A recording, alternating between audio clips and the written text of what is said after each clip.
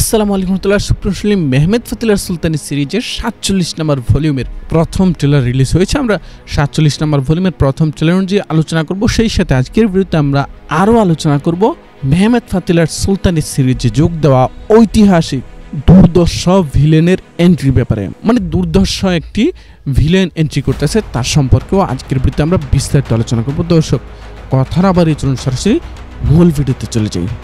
সুপ্রসলিম Mehmed ফতিলার সুলতানি সিরিজের ৪৭ নম্বর ভলিউমের প্রথম ট্রেলারে একদম প্রথমে দেখতে পাচ্ছি সুলতান মেহমেদ খান বলতেছেন, আমাদের এই শহর শকুনের আবাসস্থল নয়, বরং এই যে একটি উত্তম শহর, এটা আমরা সমগ্র বিশ্বর সামনে তুলে ধরবো। তো এখানে নোতারাস এবং দিমিত্রি কথা বলতেছে। তো নোতারাস জিজ্ঞেস করতেছে যে আমাদের কি তো কেউ দেখে নেই? কোন বিষয়টা?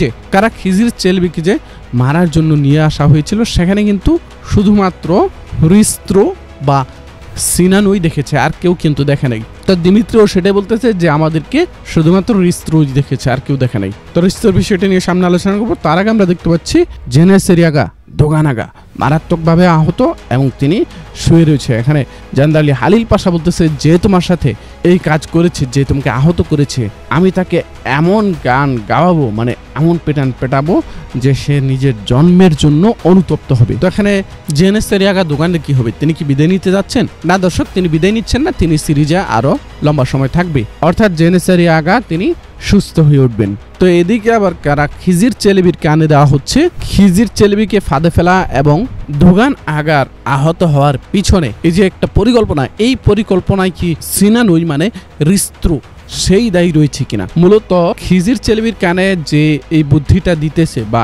এই কথাটা লাগাচ্ছে, সে নিজে আগামেমননের গুপ্তচর, মানে আগামেমননের পক্ষ থেকে কারা খিজির চেলেবির কাছে রিস্ত্রোকে ফাঁসিয়ে নিচ্ছে এই লোক। তো সুলতান মেহমেদ খান বলতেছে যে এই কাজ করেছে সে চাই স্পষ্টই এই শহরে দাঙ্গা বা বিশৃঙ্খলা সৃষ্টি হোক। তো এদিকে আবার আমরা দেখতে পাচ্ছি আগামেমনন এবং নতুন আরো একজন ব্যক্তি সাক্ষাৎ করতেছেন। নতুন এন্ট্রি করেছেন সে আগামেমননের সাথে সাক্ষাৎ করেছে এবং আগামেমনন এই জায়গায় তাকে জিজ্ঞেস করতেছে যে আমাদের সম্রাট কি চায়।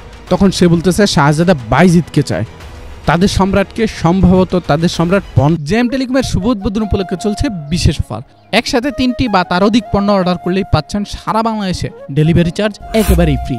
স্ক্রিন দেওয়া হোয়াটসঅ্যাপ নাম্বার অথবা জেম টেলিকমের ফেসবুক পেজ থেকে অর্ডার করে সারা বাংলাদেশের যে কোনো প্রান্ত থেকে একেবারে ঘরে বসেই আমাদের পণ্যগুলো কিনতে পারবেন। সম্ভবত তাদের সম্রাট পন্টাসের সম্রাট হতে পারে, মানে নতুন আরো একজন এন্ট্রির সম্ভাবনা তৈরি হচ্ছে। তো এখানে তার উদ্দেশ্য হচ্ছে শাহজাদা বাইজিদকে অপহরণ করা।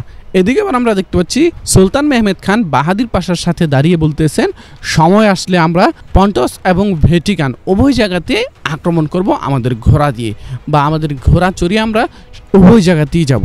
তো যেহেতু সুলতান মেহমেদ খানের মুখে পন্টসের নাম এসেছে, স্পষ্টই সামনে হয়তো আমরা পন্টস দেখতে পাবো। এমনও হতে পারে যে এই সিজনেই পন্টস আক্রমণ হতে পারে। তো এদিকে আর আমরা দেখতে পাচ্ছি রিস্ত্রোর স্ত্রী এবং তার মেয়েকে গাছের সাথে বেঁধেছে আগামেমনন, মানে আগামেমনন তার নিজের বোনকে গাছের সাথে বেঁধেছে শুধুমাত্র রিস্ত্রোকে চুপ রাখার জন্য। তো রিস্ত্রোকে আগামেমনন থ্রেট দিচ্ছে যে তুমি যদি তোমার স্ত্রী এবং সন্তানকে দেখতে চাও, তাদেরকে জীবিত চাও, তাহলে তুমি চুপ থাকবে। মানে তোমাকে যে দিমিত্রি ধরে নিয়ে গেছে খিজির চেলেবি এবং দোগান আগা আহত হওয়ার পিছনে যে আগামেমনন দায়ী, দিমিত্রি দায়ী, সেটা প্রকাশ করা যাবে না। তো আপাতত রিস্ত্রো চুপ হয়ে থাকবে। কিন্তু রিস্ত্রো চুপ হয়ে থাকলেও সুলতান মেহমেদ খান চুপ করে বসে থাকবেন না, তিনি এটাকে উদ্ঘাটন করার জন্য চেষ্টা চালিয়ে যাবেন এবং বলা যায় আগামী ৪৭ নম্বর ভলিউমেই এই বিষয়টা একদম সমাধান হয়ে যাবে। কারণ মেহমেদ ফতিলার সুলতানি সিরিজের একটা ভালো গুণ হচ্ছে এটাতে কোনো কাহিনী বেশি লম্বা করা হয় না, পেঁচানো কম হয়। মানে ধরেন এই বিষয়টাই অনেক বড় একটা কাহিনী, কিন্তু এই বিষয়টাকে আর বেশি টানাহেঁচড়া করা হবে না, বরং বিরক্ত হওয়ার আগেই এই বিষয়টাকে সমাধান করে ফেলা হবে। তো এদিকে আবার আমরা দেখতে পাচ্ছি বালিবে এবং গ্যানাডিউস মানে খ্রিস্টান পাদ্রী তারা সাক্ষাৎ করেছে। এখানে বালিবে বলতেছে আমি তাকে পেয়েছি। তো এখানে জানাদিউসকে পাওয়া গেছে এরকমটা কিন্তু না, বরং এমনও হতে পারে যে আগামেমননের ব্যাপারে জানতে পেরেছেন বালিবে, বিষয়টা এমনও হতে পারে। তো সুলতান মেহমেদ খান এখানে দাঁড়িয়ে রয়েছেন। সুলতান মেহমেদ খানের পাশে আমরা দেখতে পাচ্ছি আলপেরিন মানে এব্রানুসুলুর ছেলে, আরেক পাশে আমরা দেখতে পাচ্ছি ইসাহাক পাশা। এখানে সুলতান মেহমেদ খান বলতেছে অন্ধকারের শাসন শুধুমাত্র সূর্যোদয়ের আগ পর্যন্তই থাকতে পারে, দর্শক, এই ছিল মোটামুটি ট্রেলারের আলোচনা। এবার আমরা আপনাদেরকে একটি গুরুত্বপূর্ণ আপডেট দিই। গুরুত্বপূর্ণ আপডেট হচ্ছে মেহমেদ ফাতিল আর সুলতানি সিরিজে এন্ট্রি করতে যাচ্ছে ইতিহাসে সুলতান মেহমেদ খানের সবচেয়ে বড় শত্রু, সুলতান মেহমেদ খানকে সবচেয়ে বেশি জ্বালাতন করা ভ্লাদ ড্রাকুলা। জি দর্শক, ভ্লাদ দ্য ইম্পালার খুব শীঘ্রই মেহমেদ ফাতিল আর সুলতানি সিরিজে এন্ট্রি করতে যাচ্ছে। ইতিমধ্যে মেহমেদ ফাতিল আর সুলতানি সিরিজে ভ্লাদ ড্রাকুলা চরিত্রে অভিনয় করার জন্য এই অভিনেতা মেহমেদ ফাতিল আর সুলতানি সিরিজে যোগ দিয়েছেন। জি দর্শক, তবে একটা বিষয় হচ্ছে, যদিও মনে হচ্ছে ভ্লাদ ড্রাকুলা খুব ভয়ঙ্করভাবে এন্ট্রি করবে, বিষয়টা এমন না। যদিও সে ইতিহাসে সুলতান মেহমেদ খানের সবচেয়ে বড় শত্রু ছিল, কিন্তু সে প্রথমে সুলতান মেহমেদ খানের কাছের মানুষ থাকবে, প্রথমে অতটা ভয়ঙ্কর শত্রু থাকবে না। সুলতান মেহমেদ খানের সাথে তার সম্পর্ক ভালো থাকবে। পরবর্তীতে সে ক্ষমতা পেয়ে তাকে যখন ওয়ালাসিয়ার শাসক বানানো হবে, এরপর সে ধীরে ধীরে সুলতান মেহমেদ খানের বিরোধী হয়ে উঠবে। তো এখানে শুধুমাত্র ভ্লাদ ড্রাকুলাকে দেখা যাবে তা কিন্তু না, ভ্লাদ ড্রাকুলার সাথে সাথে তার ভাই রাদোকেও দেখা যাবে। আর কিশোর অবস্থায় রাদো এবং ভ্লাদ ড্রাকুলা, ভ্লাদ দ্য ইম্পালার, তারা দুজনেই কিন্তু ওসমানীয়দের প্রাসাদে বড় হয়েছিল, তারা এখানেই লেখাপড়া করে। তো সেই হিসেবে আমরা তাদেরকে হয়তো এখন এদিনে বা ইস্তাম্বুলে সুলতান মেহমেদ খানের কাছের মানুষ হিসাবে দেখতে পাবো। দর্শক, সবকিছু মিলিয়ে এই ছিল আজকের ভিডিও। ভ্লাদ ড্রাকুলার এন্ট্রি হতে আপনারা কে কে খুশি হয়েছেন কমেন্ট বক্সে কমেন্ট করে জানিয়ে দিন। দর্শক, দেখা হচ্ছে আমাদের পরবর্তী ভিডিওতে, সে পর্যন্ত আমাদের সাথেই থাকবেন। আসসালামু আলাইকুম ওয়া রাহমাতুল্লাহ।